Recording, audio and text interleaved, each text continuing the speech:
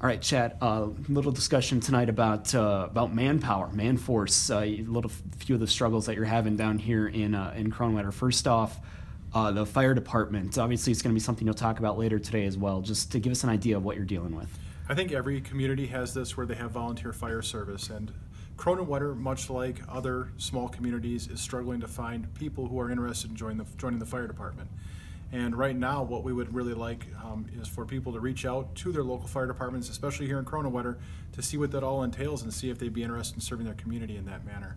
For then in these candidates, we're looking for anyone that has a desire to serve their community, that has some interest in the fire service and an interest in helping others. It can be a very dangerous job, as anyone in the fire department knows, but there's also a whole lot of camaraderie and great team effort and teamwork that takes place. And if it's something you want to be a part of, be something bigger than yourself, as they say, this is the time to do it. Just exactly how many volunteers do you need then? Right now, they're short a lot of volunteers, in excess of 15. So as many people as are interested should go to the Kronenwetter website, pull up the application, which is extremely simple to fill out.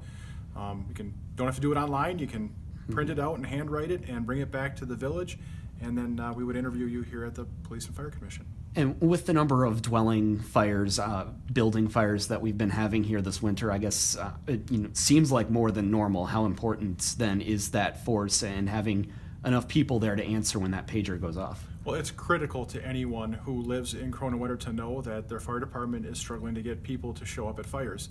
And me as a resident, I would love to know and feel safe in knowing that there are plenty of people that are going to show up, whether it's my house or my neighbor's house, in order to do what we're asking a few people to do for all of us.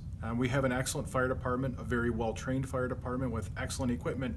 We just need more people to be a part of that. And then now the other thing you talked about here tonight, now on the police force and getting applications for part-timers to start cutting their teeth here in the Kronenwetter police force, which is of course a very young police force. Are you finding you have that same struggle there? Not to the degree that we do with the fire department. There seems to be better recruiting because of the technical colleges and the way that programs are structured. You're a little more selective in bringing in those candidates. It's usually word of mouth or smaller advertising. So the police isn't nearly as bad locally here in Kronenwetter, but nationally and even here in Wisconsin, we noticed that we're seeing fewer and fewer candidates for police officers because of a lot of what's going on across the country. But there are still, what I will say is the candidates we see are exceptional candidates. So it's going to be more competitive for people to get those jobs as well.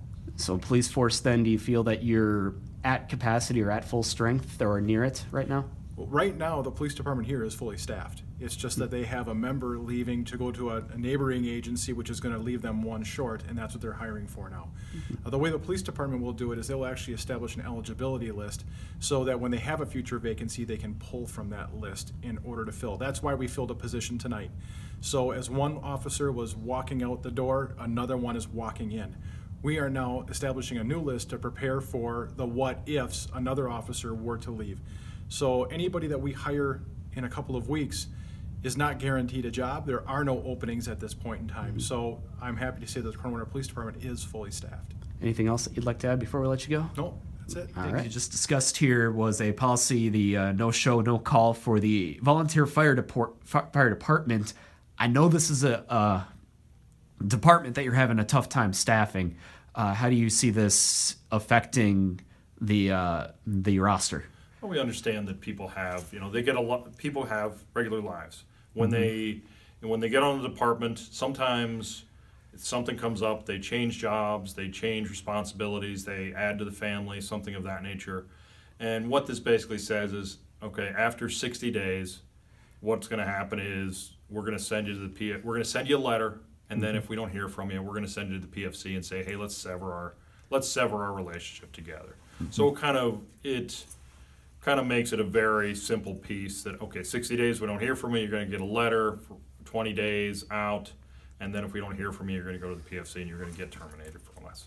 So we're hoping to get more applicants in. I mean, honestly, you talk to a lot of people, any employer now, it's hard to find people because everybody's fully employed.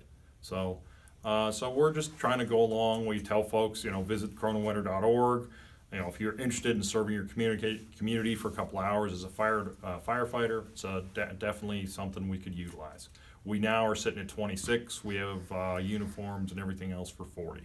So. And especially, it seems like we've had a lot of fires, a lot of building fires in the area in central Wisconsin. People in the community want to know when they need that fire department, they're going to be there. Sure. So with the time of year that we're in, it seems especially important that you have the best people that you can on your roster. Yeah, and we work a lot. We've worked very closely with our neighbors. When we need help, we call upon them. When they need help, we go to them. So we have a very good working relationship for all the surrounding communities. But again, having our own would be nicer if we're doing just maintenance or training or things of that nature, or if someone's on vacation. That way, we've got someone to fill in that position as well. So we're just hoping to get our numbers back up. And just to give anybody that might be interested in joining the force an idea, what is the commitment that you're looking for out of a volunteer firefighter? Usually, it's 2 meetings a month. They usually last between 2 and 3 hours. Those are usually on the first and the third Monday of the month, and then so there's going to be some initial training to kind of get the person up to speed. But then beyond that, as they can. So it's usually 25% of all fire calls. It's not very much. And we can work around work schedules and things of that nature. We're definitely open to seeing new faces and seeing what people can do as far as time-wise for us. And then what's the biggest skill set you're looking for? Being able to get along with others, being able to be willing to learn. You're not going to be the fire chief the first day you walk in the door.